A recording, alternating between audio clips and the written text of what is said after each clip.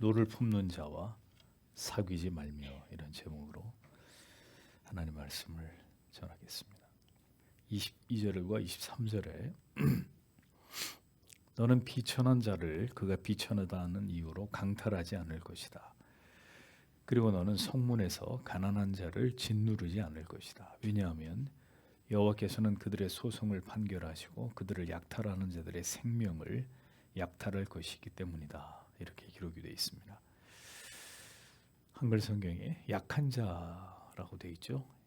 약한 자는 비천한 자, 낮은 계층의, 사회적으로 낮은 계층의 사람을 뜻하는데, 물질적으로나 육체적으로 매우 어려움을 당하는 이런 자들을 가리킵니다. 또 곤고한 자란 역시 가난하고 또 질병으로 고통을 당하면서 인생의 여러 어려움을 겪으면서 살아가고 있는 이런 사람들을 뜻합니다. 둘 다 곤고한 자나 약한 자나 다 이 어려움을 겪고 있는 이런 사람들을 가리킵니다. 곤고한 자를 성문에서 압제한다라는 말의 의미는, 성문은 어떤 곳입니까? 재판이 이루어지는 곳입니다. 성문 위에서 보통 재판이 이루어진 모든 사람들이 다 보는 자리에서 재판이 이루어지는 곳이 바로 성문이었는데, 재판에서 약자들을 억울하게 판결해서 그들을 억압하는 일, 약한 자나 이 곤고한 자, 이 약자들을 괴롭히는 이런 일을 하나님이 절대로 용서하지 않는다, 용납하시지 않는다. 하나님의 두려운 징계가 임하게 될 일이 바로 이렇게 힘없는 자들을 괴롭히는 일들이고, 그들에게 불이익을 주는, 부당한 고통을 주는 일들이다라는 것을 잠언이 여러 차례 강조해서 교훈하고 있습니다. 자, 그러니까 이건 누구한테 이런 말씀이 해당이 되겠습니까? 약자, 가난한 자, 사회적으로 고통당하는 자를 권력을 가지고 압제하고 괴롭히는 자들이 누구겠습니까? 사회적으로 권력과 부를 가진 자들이란 말입니다. 그들이 하나님을 두려워하지 않고 가난하고 어려운 처지에 있는 백성들의 고열을 빨고 재판을 굽게 하고 모든 소송에서 권력과 부를 가진 사람들을 유리하게 이렇게 판결을 내려주고, 그래서 부정한 방법으로 약자들의 재산을 착취하고 그들을 억울하게 하는 이 모든 일이 성경은 매우 악한 일이다라고 지적하고 있는 것입니다. 힘이 있으니까 힘이 없는 자들을 괴롭히는 거 아니에요. 권력이 있으니까 그 권력의 힘을 가지고 백성들을 고통스럽게 하는 거 아닙니까? 모든 권력은 하나님께로부터 말미암은 것으로 그 권력을 부정하게 사용하는 자들에 대해서는 하나님이 반드시 그들을 징계하십니다. 그 권력은 하나님의 통치를 대신하는 일에 필요한 것이지 자기의 사리 사욕을 채우기 위해서 필요한 권력이 아니란 말입니다. 권력을 가진 자들이 그래서 부정한 방법으로 돈을 모으고 서민들에게 그 모든 고통의 대가가 돌아가게 만드는 이 일은 하나님이 절대로 묵과하시는 일이 아니라는 것입니다. 약한 자, 곤고한 자, 모두 힘이 없고 가난하고 질병으로 고통을 받는 연약한 사람들인데, 자 보십시오. 하나님은 우리가 살아가는 세상에 다수의 약자들과 곤고한 자들을 두셨습니다. 부자가 많습니까? 가난한 사람이 많습니까? 세상에는 가난한 사람이 절대적으로 많습니다. 그러니까 하나님의 뜻은 무엇이냐? 그들과 우리가 함께 살아가는 것입니다. 가난한 사람이라 할지라도 그 가난한 사람들이 예수 그리스도의 사랑을 통해서 섬김을 받고 보살핌을 받고 긍휼히 여김을 받으면서 그들이 우리와 함께 살아가게 되는 것이 하나님의 뜻입니다. 함께 공존하되 그 연약한 자들에 대해서 그들이 가진 것을 강탈하거나 그들을 압제하거나 불공정하게 그들을 대하거나 괴롭히는 것에 대해서 하나님이 이것을 금하셨단 말입니다. 그래서 권력은 공명정대하게 작동되어야 하고, 그 권력의 칼날 끝에서 억울하게 피해를 당하고 고통을 당하는 자들이 없어야 되는 것이 하나님의 법입니다. 하나님의 원칙입니다. 자, 만약에 그렇지 않으면 하나님이 이 모든 일에 대해서 어떻게 심판하시는지를 보십시오. 하나님이 반드시 이 모든 일에 개입을 하시는데 성경은 얘기합니다. 그 억울한 자들을 신원해 주신다고 말씀합니다. 하나님이 반드시 이 불의한 모든 일에 대해서 억울한 약자들의 편에 서서 하나님이 복수하신다는 겁니다. 그 약자들을 괴롭히고 억울하게 만들고 그들을 압제하고 그들을 착취한 모든 것을 그들의 편에 서서 하나님이 친히 복수하시겠다는 겁니다. 그리고 매우 두려운 말씀이 기록되어 있습니다. 하나님은 이 불의한 노략자들, 권력자들에 대해서 그들의 생명을 빼앗아갈 것이다. 그들을 죽여버린다. 하나님이 반드시 그들을 죽인다고 못 박아서 말씀합니다. 억울한 판결로 약자들에게 고통과 괴로움을 안겨준 모든 사악한 권력자들에 대해서 하나님이 직접 개입해서 그 약자들의 편에서 그들을 복수하시고 그들을 죽인다. 하나님이 이렇게 말씀하고 있습니다. 악을 행하는 자, 그 악에 대해서 반드시 하나님이 되갚아 주시겠다는 겁니다. 악을 뿌리는 자, 그로부터 악을 거두게 되는 것이 공의의 하나님의 법칙입니다. 하나님이 세우신 법과 질서를 제 멋대로 세상에서 무너뜨리는 자들, 하나님의 분명한 공의의 심판이 있다는 사실을 우리는 기억해야 합니다. 하나님은 악에 대해서 방관자가 아니십니다. 때가 이르면, 마침내 때가 이르면 그 모든 악에 대해서 반드시 심판하시는 공의의 하나님이십니다. 자, 지혜 자문은 이어서 우리에게 지혜로운 인간관계에 대한 교훈을 우리에게 해주고 있습니다. 성경은 우리가 모든 사람들을 용납하거나 모든 사람들과 관계를 맺을 이유가 없다고 분명히 말씀을 하고 있습니다. 잠언 22장 10절에서도 이렇게 기록했죠. 거만한 자를 쫓아내면 다툼이 쉬고 싸움과 수욕이 그치느니라. 거만한 자를 쫓아내라. 고린도전서 5장 11절에서 13절은 이렇게 말씀합니다. 이제 내가 너희에게 쓴 것은 만일 어떤 형제라 일컫는 자가 음행하거나 탐남하거나 우상 숭배를 하거나 후욕하거나 술 취하거나 토색하거든 사귀지도 말고 그런 자와는 함께 먹지도 말라 함이라. 외인들을 판단하는데 내게 무슨 상관이 있으려마는 교중 사람들이야 너희가 판단치 아니하랴. 외인들은 하나님이 판단하시려니와 이 악한 사람들은 너희 중에서 내어 쫓으라. 이렇게 말씀했습니다. 디도서 3장 10절은 이단에 속한 사람을 한두 번 훈계한 후에 멀리하라 라고 말씀했습니다. 자, 성경은 모두를 다 무조건 다 사랑해야 된다, 무조건 다 용납해야 된다 이렇게 말씀하고 있지 않습니다. 그리스도인들에게는 멀리하거나 관계를 끊어야 하거나 쫓아내야 될 자들이 있다는 거예요. 왜 그렇게 해야 합니까? 공동체의 거룩과 순결을, 평화와 안정을 위함이고 무엇보다 우리의 영혼의 유익을 위해서 그렇게 해야 된다는 겁니다. 자언은 우리에게 관계를 끊어야 될 대상이 있다는 사실을 알려줍니다. 24절 25절에 너는 분노의 주인과 함께 교제하지 않을 것이다. 그리고 너는 경노의 사람과 함께 가지 않을 것이다. 내가 그의 길들을 배우고 너의 영혼에 덫을 취하지 않도록 이라고 기록되어 있습니다. 잠언은 우리가 관계를 멀리해야 될 대상이 있는데 그가 누구냐? 노를 품는 자, 울분한 자라고 딱 지목을 하고 있습니다. 노를 품는 자, 분노를 쉽게 내는 자, 분노를 쉽게 폭발하는 자. 잠언은 분노를 쉽게 드러내는 자를 딱 한마디로 얘기합니다. 어리석은 자다. 아주 어리석은 자다. 화를 잘 내는 사람을 잠언은 대표적인 어리석은 사람이라고 이렇게 지목을 합니다.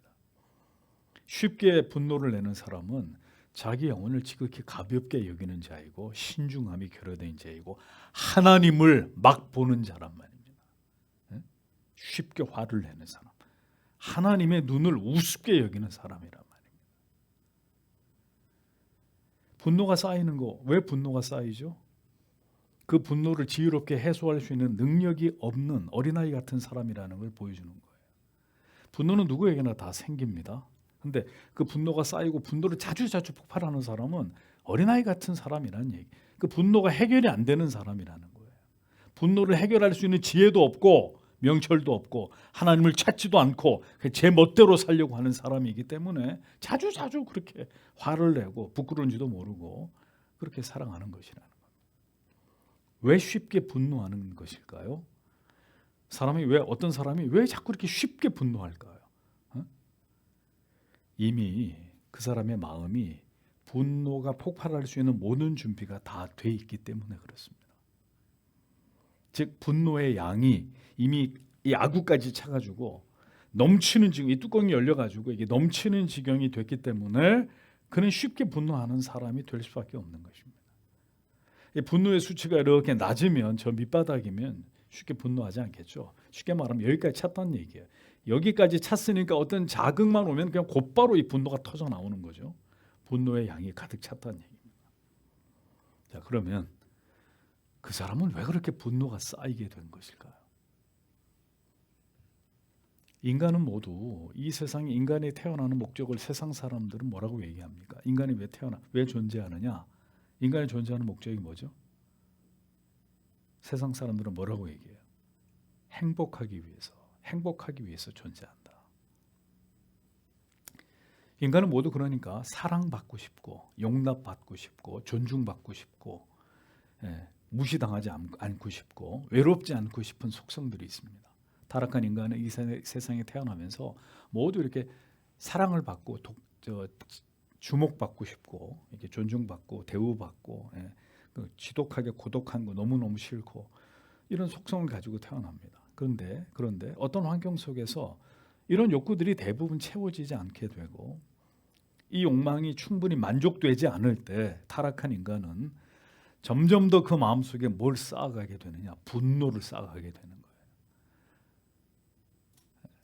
세상에 태어났고 사랑을 받고 용납을 받고 좋은 환경에서 자아를 실현하면서 행복하게 잘 살고 싶었는데 이게 전혀 내가 원하는 바람과 달리 이런 모든 것들이 채워지지 않고 철저하게 결핍된 상태에서 점점 그런 환경에서 자라다 보면 분노가 계속해서 쌓이는 거죠. 그런데 문제는 그렇게 분노가 쌓여가면서 성장을 해서 어느 날 성인이 됐는데 자기 안에 이렇게 분노가 가득 차 있다는 사실을 자기가 전혀 감지하지 못하는 거예요. 내가 이 분노가 여기까지 차 있는 사람이라는 사실을 전혀 감지하지 못하는 거죠. 한 사람이 성장하는 과정 속에서 부모님이나 주변 사람들에게 듬뿍 사랑을 받지 못하고 도리어 억압당하고 언제나 비교당하면서 꾸중과 비난을 당하고 편애의 희생을 당하고 이렇게 이제 한 영혼이 한 사람이 자랐다고 한번 생각을 해보십시오. 한 사람이 수십 년 동안 성인이 될 때까지 그렇게 자랐다. 이상은 높은데 현실은 그것을 쫓아가지 못해서 언제나 좌절하고 절망할 수밖에 없는 이런 현실에 오랫동안 묶여 있었다고 한번 생각을 해보십시오. 나를 제외한 주변의 모든 사람들은 다 풍요롭고 행복하게 좋은 부모 만나서 잘 먹고 잘 사는데 나 혼자 어렵고 궁핍한 삶을 살아가게 된다면 부모님의 사랑을 받지 못한다면 자, 그 사람의 마음에 뭐가 채워지겠어요? 어렸을 때부터 분노가 가득 채워지는 거예요. 분노가. 죄인된 인간은 이러한 환경을 계속해서 경험하게 될 때 반드시 타인에 대한 불신과 반사회적인 공격적 성향을 갖게 되는 것입니다. 그게 죄성을 가지고 있는 인간에게서 자연스럽게 이 안에 만들어져 가고 있는 이 부패한 모습들이라는 거죠. 기존의 질서나 권위에 대해서 강력한 반감을 갖게 되고 반항적인 기질이 한 사람의 영혼과 인격 속에서 만들어지는 것입니다.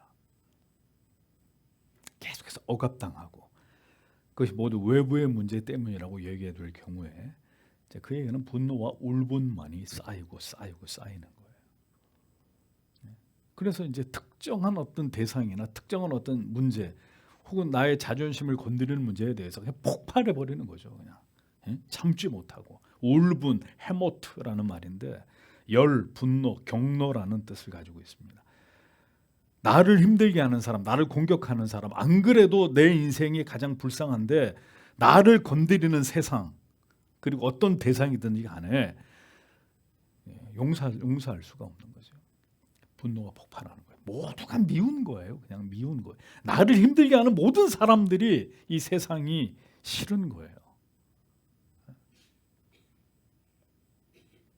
세상에서 자기 자신이 가장 불쌍하다고 여기는 끝없는 자기 연민의 노예가 되어 있는 사람들, 분노를 촉발하는 사람들. 모든 사람들을 향해서 분노할 준비가 되어 있는 마음과 영혼의 상태를 가지고 있단 말이에요. 그래서 그 분노가 결국 누구에게 폭발하게 되느냐? 그게 성장하면서 이 안에 분노가 가득 응어져 있는데 이걸 분노가 내 속에 그런 분노가 있는지도 모르고 이제 결혼을 하고 남편과 아내, 자녀를 낳고 가정을 이루고 살아갑니다. 자, 그 분노가 누구에게 폭발하게 되느냐? 자기에게 가장 가까운 사람에게 그 분노가 드러나기 시작합니다. 자기하고 가장 가까우면 자기라고 생각하는 거예요. 함부로 해도 괜찮다고 생각하는 거죠. 그렇게 해도 된다고 여기고 결국 아내에게, 남편에게, 혹은 부모에게, 혹은 자녀들에게 그 분노의 화살이 향하게 되는 것입니다. 무시당한 마음, 배신당한 마음, 편애받은 상처 입은 마음, 늘 궁핍해서 아무것도 내 뜻대로 하지 못한 이런 어떤 움츠려들었던 고통당했던 마음, 충분히 사랑받지 못했고 늘 고독에 시달렸던 마음, 사람들에게 자주 따돌림 당하고 외면을 당하고 무시당했던 모든 마음은 죄가 자랄 수 있고 악이 기생할 수 있는 가장 최적의 환경을 인간의 마음속에서 만들어주게 되는 것입니다.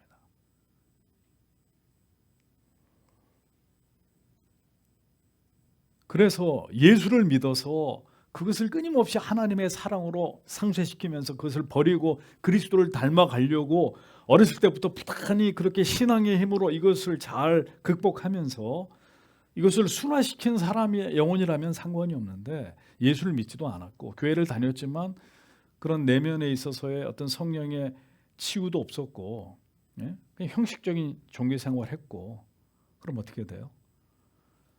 예수 믿지 않은 사람들하고 똑같이 분노의 사람이 되는 겁니다. 분노의 사람, 분노가 많고 울분이 가득한 사람이 되는 거예요.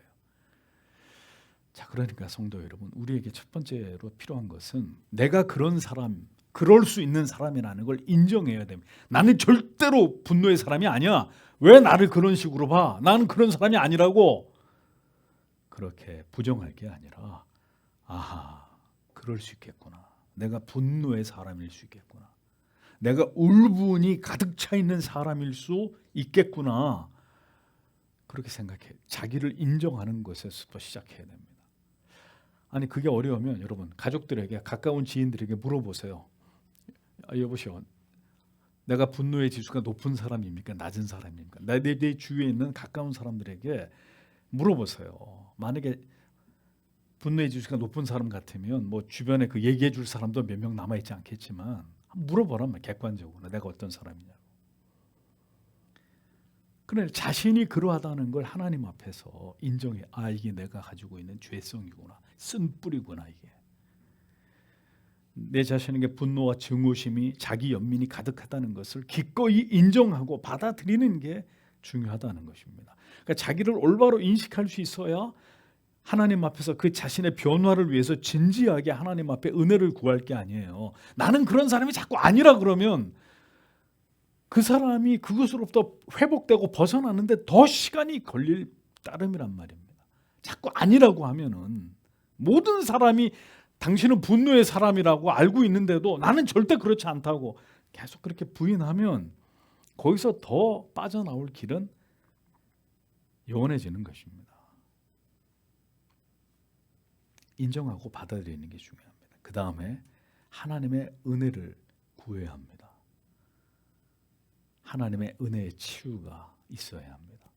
용서하고 이해하고 받아들이고 원망하고 미워하는 마음들을 내려놓을 수 있기를 기도해야 합니다. 내 자신이 살아온 삶과 환경이 내 영혼에 이러한 악영향을 미칠 수밖에 없었겠구나. 이걸 정직하게 들여다보면서 인간은 누구든지 원치 않은 환경에 노출됨으로 인해서 이런 죄성과 연약함들이 만들어질 수 있는 존재라는 걸 이해하고 아 내가 그럴 수 있는 존재다. 내가 그런 사람이구나. 받아들여야 된다는 겁니다.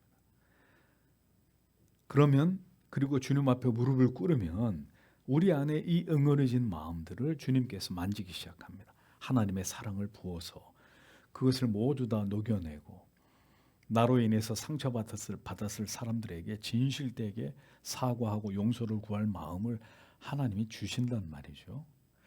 그렇게 해야 나로 인해서 이 꼬여있는 실타래들이 풀려나갈 거 아닙니까? 하나님 앞에 갈 때까지. 예? 그렇게 다 베베 꼬아놓고 하나님 앞에 갈 겁니까? 그리고 하나님의 자녀라고 그러고 사실 거냐고. 까닭없는 분노로 인해서 내 주변의 모든 사람들이 나로 인해서 힘들었을 것을 인정해야 합니다. 그리고 진심으로 내가 변화되기를 하나님 앞에 기도해야 합니다. 주의 사랑과 은혜가 더 풍성히 내 영혼을 채우심으로 분노와 울분의 이유가 되는 모든 것들이 내 안에서 소멸되기를 성령께 기도하셔야 됩니다. 그러니 잘 보십시오. 은혜가 충만하면 분노의 스위치는 켜지지 않아요. 은혜가 고갈되고 은혜의 습기가 다 증발해버리면 분노의 덮개가 열리는 순간 끓어오르는 용암처럼 분노와 울분이 폭발하게 되는 것입니다. 주의 은혜와 긍휼을 구하면서 내 안에 있는 이 괴물을 죽여야 합니다. 이 괴물을 죽여야 합니다. 그러므로 성도 여러분, 분노와 울분을 다스릴 수 있기를 기도하십시오. 우리 자신이 이 같은 분노의 사람이라면 이같이 철저하게 하나님의 은혜를 구하면서 나를 죽이고자 노력해야 합니다. 그것이 여러분들의 자발적인 힘으로 되지 않으면 하나님이 여러분들을 죽이실 것입니다. 목숨을 죽인다는 게 아니라 그 성격을 철저하게 깨트릴 수 있는 고난을, 고통을 여러분들에게 주실 것입니다. 우리 가족 가운데 그런 자가 있다면 부디 하나님의 은혜와 자비가 임함으로 그 사랑하는 가족이 변화될 수 있기를 인내하면서 기도해 주어야 합니다. 그러나 만약 여러분 주변에 하나님을 알지 못하고 언제나 분노와 울분으로 가득 차 있는 사람들이 여러분 주변에 있다면, 그래서 끊임없이 다툼과 갈등을 일으키는 사람이 여러분 주변에 있다면, 그런 자들에 대해서는 오늘 이 잠언의 가르침과 교훈을 따르시란 말입니다. 뭐라고? 어떻게? 사귀지도 말고 그 사람과 같이 동행하지도 말라 이겁니다. 그가 당신의 삶에 어떤 영향도 미치지 못하도록 하라고 잠언은 우리에게 말씀합니다. 사귀지도 말고 같이 길을 가는 일도 만들지 말라는 거예요. 정치적인 문제로 언제나 SNS에 격한 말들을 쏟아내는 목회자들을 수년 전부터 제가 지켜봤는데 어느 순간 제가 모두 다 관계를 다 단절해 버렸습니다. 왜? 목회자의 본분을 상실한 채로 정치적 이념에 경도되어 가지고 입에 담을 수 없는 욕설들을, 비난들을 쏟아내는 이런 모습들을 보면서 다 절교했습니다. 다 친구 다 끊어버리고 일체 교류하지 않습니다. 그 이유는 제 영혼을 돌보기 위함입니다. 오늘 잠언의 말씀대로 25절에 그 행위를 본받아서 내 영혼을 올무에 빠칠까 두려움이니라 라고 말씀했습니다. 본받다, 알라프, 배우다, 가르치다라는 의미입니다. 그러니까 노하기를 즐겨하는 자와 가까이 하게 되면 뭘 배운다고요? 나도 이 분노와 울분을 터뜨리는 걸 배우게 되는 거예요. 그에게서. 분노와 증오는 전염됩니다. 엄마 아빠가 자주 화를 내는 사람들이면 그 자녀들도 똑같이 엄마 아빠처럼 분노의 사람이 됩니다. 분노와 증오는 이렇게 다른 사람까지 부추겨서 울분을 갖게 만듭니다. 빠치다, 락하, 강제로 빼앗는다라는 의미인데 올무, 목회시, 함정을 가리킵니다. 자, 그러니까 분노하는 자, 자주 분노하는 자와 함께하게 되면 결국 그 분노가 나에게도 영향을 미치게 되어서 내 영혼을 강제로 올무에 빠뜨리게 하는 치명적인 결과를 가져온다고 잠언은 말씀하고 있습니다. 그러므로 성도 여러분, 여러분을 분노하게 만드는 모든 원인으로부터 여러분들 자신을 지키고 그것을 차단하십시오. 유튜브를 통해서 사람들은 이제 더 극단적으로 이렇게 양극화되어가는 양상을 보여줍니다. 왜 그러냐면 여러분들이 즐겨 보는 그 유튜브의 그 알고리즘이 계속 그걸 여러분들에게 보여준단 말이에요. 중간 거를 보여주는 게 아니라 내가 어느 한쪽의 주제, 특정한 어떤 한쪽 편향적인 어떤 그 정보를 내가 얻게 되면 알고리즘이 계속 그걸 보여주니까 점점 거기에 빠져들 수밖에 없게 된다고요. 아주 그래서 확증 편향적인 사람이 돼버리는 거죠. 한쪽 정보만 과잉으로 공급받게 되고, 자, 이러면 어떻게 되죠? 우리의 분노의 게이지가 계속 올라가는 겁니다. 계속. 영혼에 아무런 유익이 되지 않습니다. 서로 미워하고 증오하고 혐오하게 만듭니다. 그렇게 분노로 가득한 영혼에 하나님의 은혜가 담기겠습니까? 에? 맨날 눈만 뜨면 유튜브 보면서 죽일 놈 살릴 놈 하면 그런 성도의 영혼 안에 하나님이 주신 은혜와 긍휼과 자비와 평안이 깃들겠습니까? 분노와 증오와 울분으로 가득한 사람과 교제하게 될 때 우리의 영혼도 황폐되어 버리고 우리 영혼이 깊은 분노와 증오와 울분의 함정에 매몰되는 거예요. 이 시대가 이 마지막 때 일어나는 모든 일들이 지금 보십시오. 이 분노의 시대, 아이에서부터 어른에 이르기까지 분노로 들끓고 있는 이 시대를 보십시오. 디모데후서 3장 1절에서 5절은 이렇게 말씀했습니다.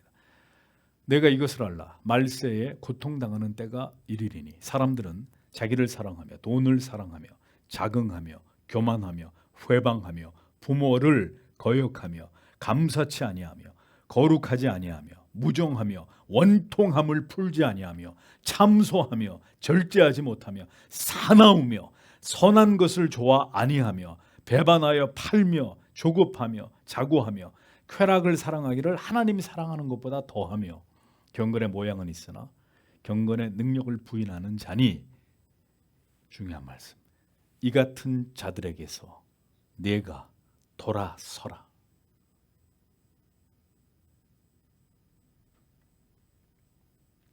성경은 왜 이 같은 자들을 우리가 붙들고 끌어안고 변화시키라 이렇게 말씀하지 않고 내쫓아라, 돌아서라, 멀리하라 왜 이렇게 말씀하고 있는 것일까요? 인간은 인간을 변화시킬 수 없기 때문입니다. 섣불리 악인을 품고 변화시키려고 했다가 나도 해를 당하거나 나도 악해질 수 있는 그게 인간이기 때문에 그러니까 쫓아내라는 겁니다. 상대하지 말라는 거예요. 가까이 하지 말라는 거예요. 돌아서라는 거예요. 선한 것에 영향을 받기보다는 인간은 언제나 악한 것에 더 쉽게 영향을 받기 마련입니다. 아담도 보십시오. 하와가 내민 선악을 알게 하는 치워! 어디 하나님이 그만 이런 열매를 당신이 따먹고 지금 내게 먹으라고 그걸 내미는 것이 이렇게 따끔하게 얘기를 했어야 되는데 하와가 주는 선악 알게 하는 나무 한 번도 거절 안 하고 덥석 받아먹는 아담을 보십시오. 악한 것에 쉽게 영향을 받습니다. 인간은. 피하는 것이 지혜로운 거예요.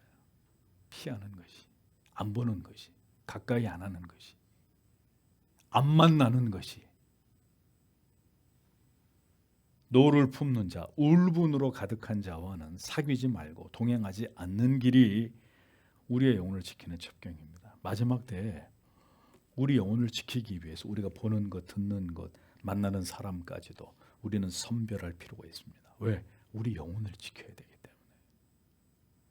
죄를 멀리하면서 영혼의 평화와 안정을 추구하면서 더 하나님을 잘 섬기고 복음의 통로가 되기 위해서는 우리 자신부터 분노를, 울분과 증오를 버리고 온유한 자가 되기 위해서 하나님의 은혜를 구하는 자들이 되셔야 합니다. 성도 여러분, 분노로 해결되는 일이 있으시던가요?